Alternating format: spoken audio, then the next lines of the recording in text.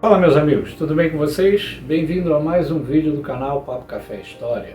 Para quem não me conhece, eu sou Júlio Roberti, odunó do Culto Giz há mais de 30 anos, professor de História, historiador, escritor e pós-graduado em História do Rio de Janeiro. O tema de hoje é Feitura de Santo, parte 2. Mas antes de começarmos, eu gostaria de divulgar o meu livro, Cultura e Poder na Mutação do Candomblé Afro-Brasileiro. Esse livro faz uma análise da prática da religiosidade brasileira comparada à religiosidade em África. Bom, sem enrolação, vamos para o tema. Feitura de Santo. No primeiro vídeo, eu fiz uma introdução sobre feitura de santo, mas eu deixei de explicar o que significa a feitura de santo, o porquê da feitura de santo. Feitura de santo, que é a raspagem, qual é a sua essência? A feitura de santo, quando a pessoa raspa a cabeça, ela está se iniciando no culto de forma concreta. E isso significa que é um nascimento. Você nasce para a vida espiritual e morre para a vida material. Esse é o significado da feitura de santo. Você deixa a vida mundana e passa a viver para o seu orixá, para o seu vodum, que é a sua parte espiritual. Então, a feitura de santo é como se fosse um nascimento. Você nasce para a vida espiritual. Você entra num novo universo, universo do orixá, do vodum. Essa é a essência da feitura de santo. E nessa parte 2, eu vou falar sobre a feitura na parte de Queto, na parte da nação Queto. Então, vamos lá. Quais são os procedimentos quando a pessoa está dentro da nação Queto para fazer a feitura de santo?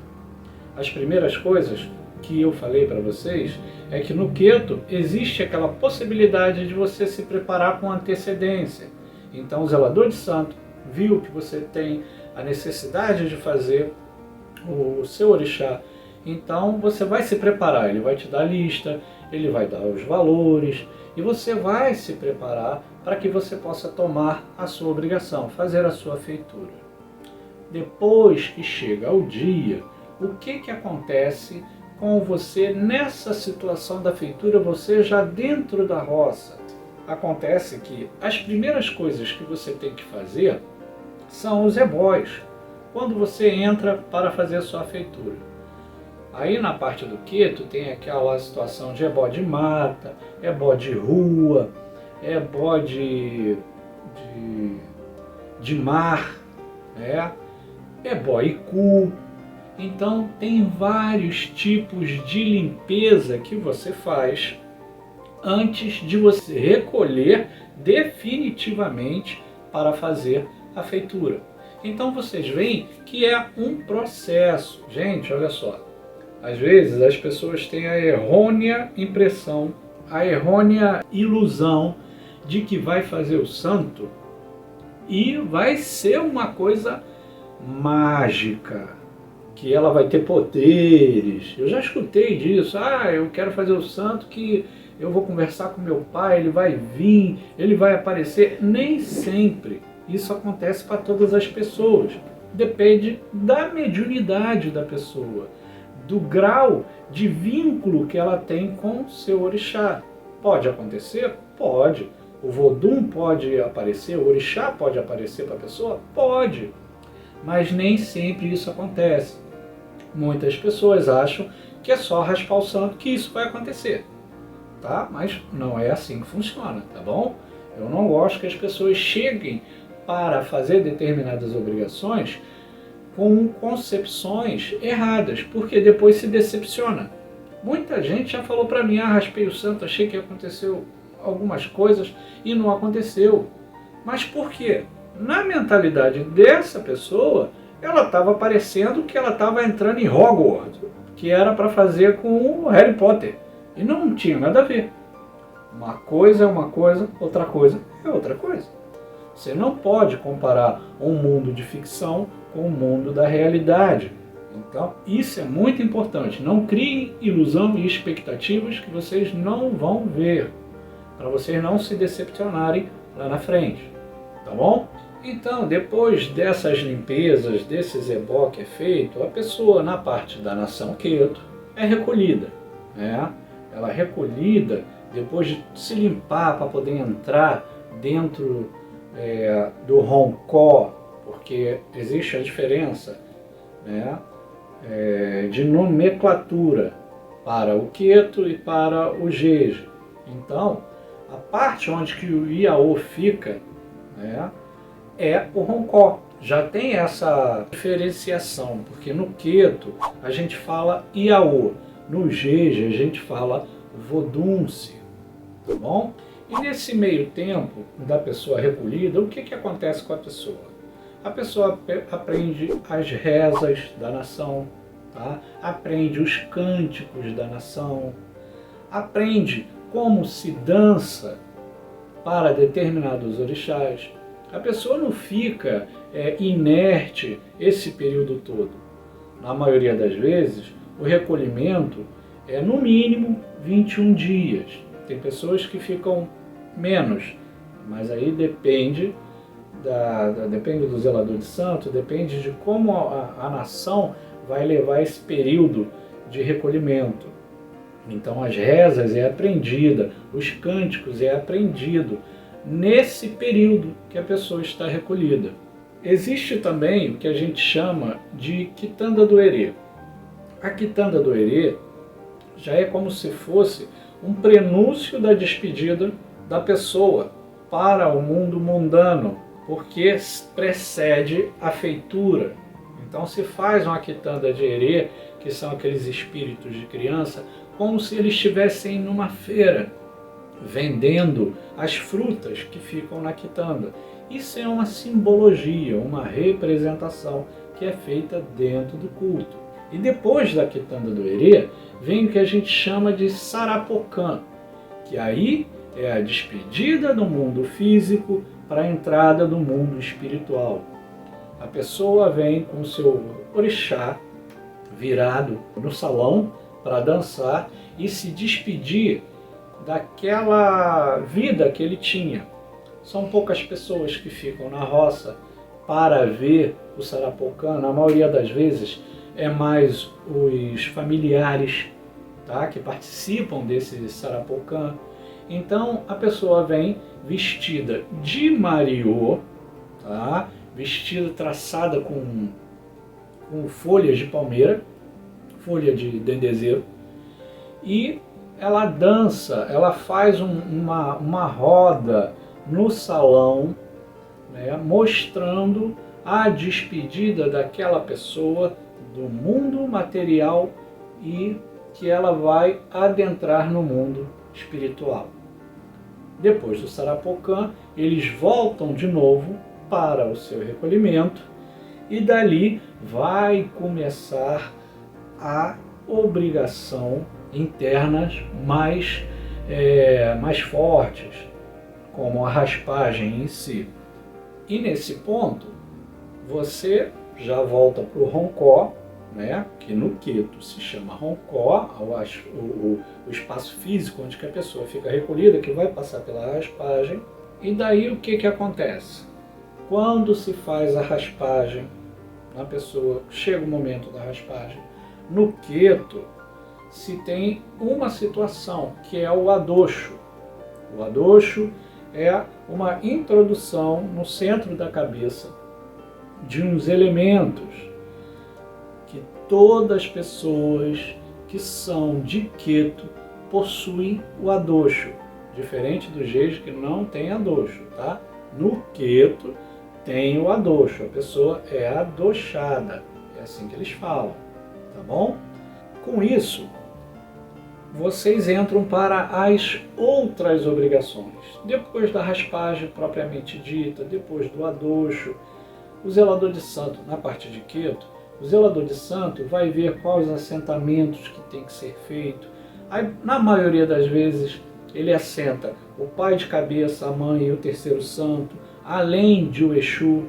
Se ele for assentar um Exu voltado à linha, como se fosse que eu já vi isso acontecer, um Exu caveira, um Exu, ele vai assentar assim para a linha de Umbanda, né? Ele colocando para a linha de Umbanda, que tem casas que fazem isso de Queto, ele vai assentar um casal de Exu. Mas se ele for mais tradicional, se ele for aquele Queto raiz, ele não vai colocar esse tipo de Exu, mas ele vai procurar um Exu Orixá que pede assentamento e que está dentro do caminho do Iaô que está nascendo. Aí pode ser um Tiriri, pode ser um Lebara, pode ser um Onã, vai depender do Exu que responder e do Odu que está no caminho daquele filho de santo que está nascendo. Outro elemento que é importante são as curas, que é feito na pessoa no ato da raspagem. A cura, são cortes ritualísticos que são feitos para que a pessoa esteja protegida, abençoada, faz parte do culto. É mais do que uma simbologia.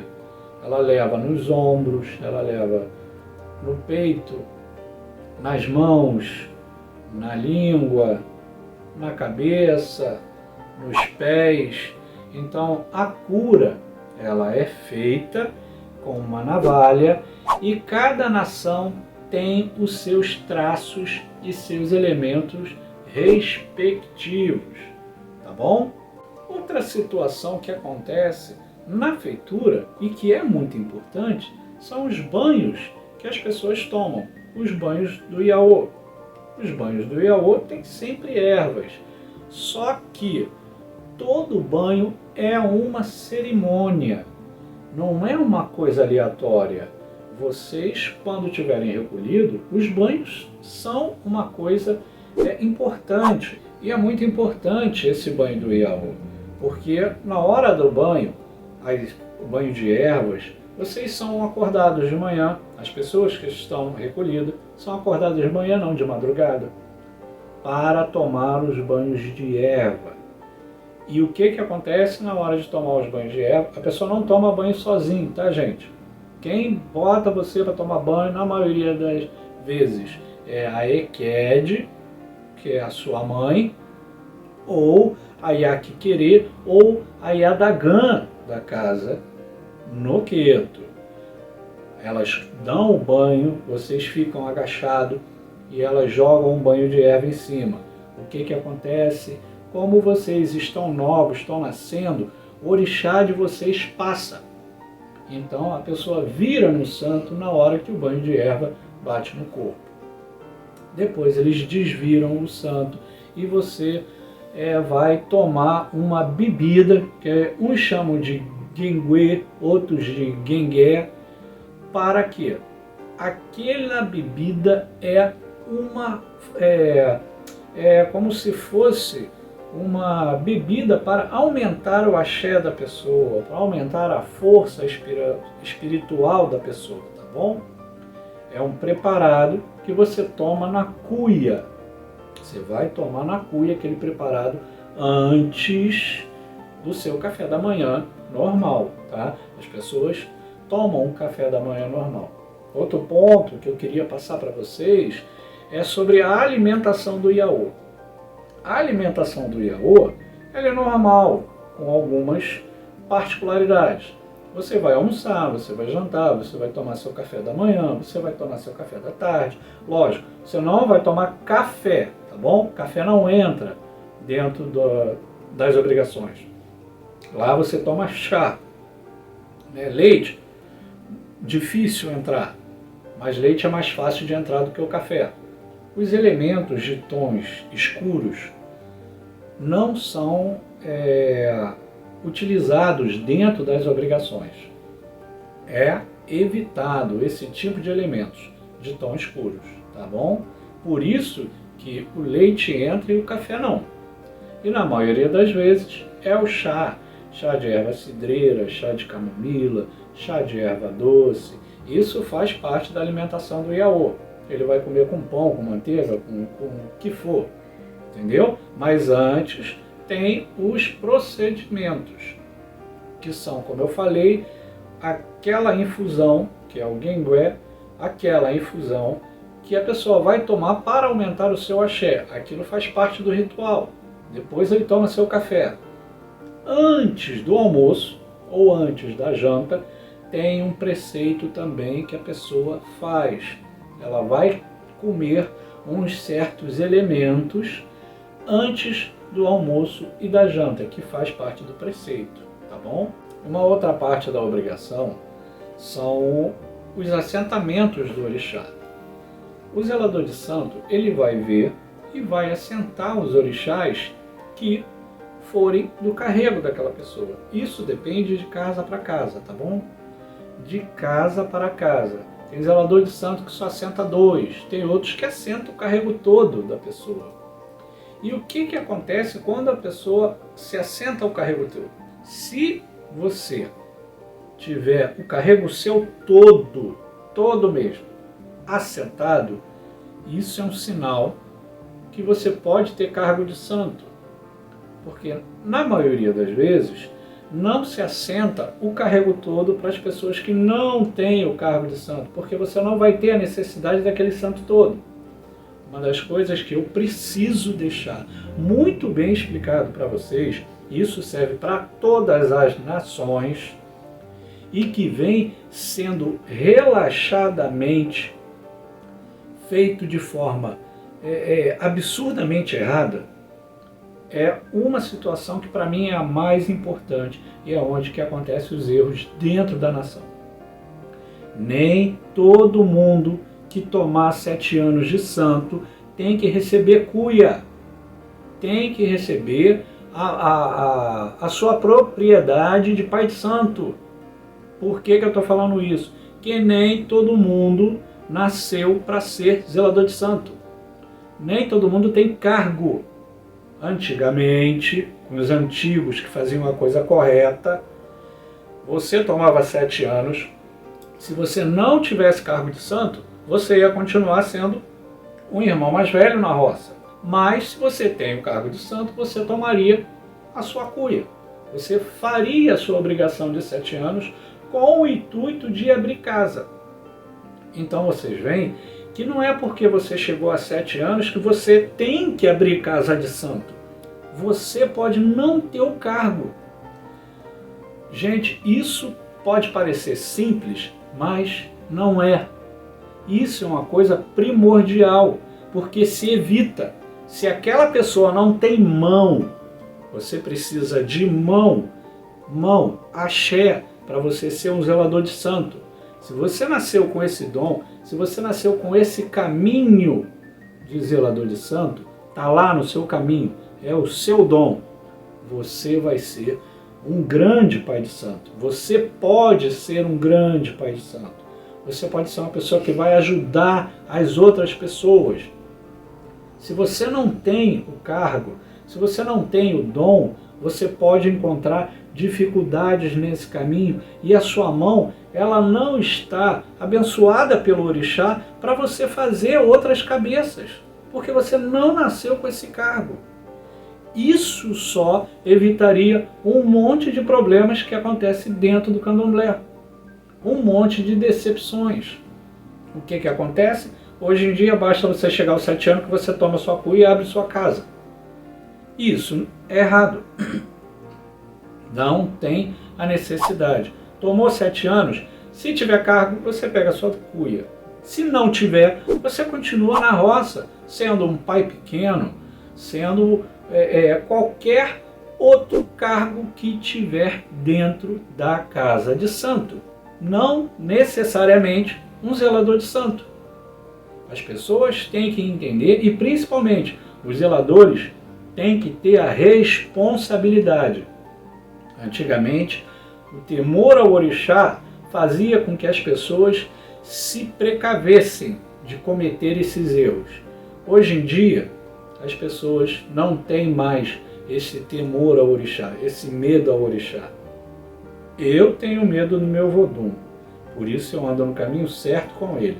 O que ele fala para mim é lei, então eu não dou esse tipo de oportunidade para o azar, para depois ele me acertar e eu falar, por que eu apanhei? Eu sei por que eu apanhei, fiz coisa errada e ele não gostou. Quando você faz uma besteira e você sabe que não era para fazer, com certeza o seu orixá vai lhe cobrar. E eu já vi orixá bater nas pessoas, e bate doído. Então, vocês têm que tomar cuidado com isso. Lógico, hoje em dia, do jeito que está a situação, as pessoas fazem e não acontece nada. Antigamente, acontecia. Antigamente, uma afronta ao orixá da pessoa, o orixá podia até dar cabo da vida da pessoa. Tem uma história dentro do culto sobre uma pessoa de Oiá, não vou citar o nome, uma pessoa de Oiá que afrontou a santa na festa dela anual, festa principal de Oiá. Ele afrontou, né, a santa. A santa tinha pedido a ele que ele parasse de fazer certas atitudes que ela não estava gostando. Pois bem, o zelador de santo virou para os seus filhos de santo e falou: avise a Oiá que na minha vida pessoal mando eu, ela manda na minha vida espiritual. Lembra que eu falei para vocês o que é a feitura de santo? Você morre para a vida material e você nasce para a vida espiritual. Olha o erro do zelador de santo, olha o erro de interpretação. O que aconteceu com isso? A festa de Oiá foi maravilhosa. Oiá pegou ele, dançou, foi uma coisa linda de se ver. No meio do candomblé, Oiá saiu, foi para trás da roça, onde que tinha o fogão, a lenha, pois Oiá sentou no braseiro do fogão. E todo mundo tentando tirar Oiá dali. E ela não saiu. E ela, séria, depois ela saiu, ela ficou uns 20 minutos sentada naquele fogão. Ela voltou, dançou o resto do candomblé inteiro, se despediu dos filhos de santo, e quando ela foi embora, o pai de santo caiu morto no meio do salão. Isso era o orixá que tinha antigamente. Hoje em dia tem orixá? Tem, mas eu não sei o que está acontecendo com as casas de santo, que perdem a essência. E isso é uma coisa, para mim, para o meu ver, muito negativa. Se você não tem a essência do orixá, que ele possa fazer determinadas coisas que a gente vê que são coisas sobrenaturais, tem alguma coisa errada na sua casa de santo. Porque o orixá é sobrenatural. Então tudo que ele faz tem que ter essa propriedade. Espero que eu tenha sido claro para vocês como é a importância da feitura de santo e quais são as responsabilidades que você vai tomar quando raspar o santo. Existe essa necessidade de vocês entenderem corretamente, para depois vocês não falarem: fui enganado, não sabia que raspar o santo era dessa forma, não sabia que eu ia acabar com a minha vida material. Não estou dizendo que acaba com a sua vida material, mas se você tiver o cargo de zelador de santo, vai acabar com a sua vida material. Porque o cargo de zelador de santo, ele vai travar você dentro da religião e você vai ter que seguir aquele caminho. Mas foi escolha sua, tá bom? Você escolhe se você vai fazer ou não. Então, isso depende de você. Lembre-se, nós temos o livre-arbítrio, mas nós somos prisioneiros das nossas escolhas. Uma coisa também que eu gostaria de passar para vocês é que na parte do Queto tem uma cerimônia muito importante, mas muito importante mesmo, que é pouca conhecida, que é a cerimônia do Ipadê. Quando se tem um Iaô ou uma obrigação muito grande na roça, se faz o Ipadê. Tem que se dar satisfação a certas entidades, como Iamixorongá, como Exuína e como outras forças que podem ser ditas como negativas na parte do candomblé.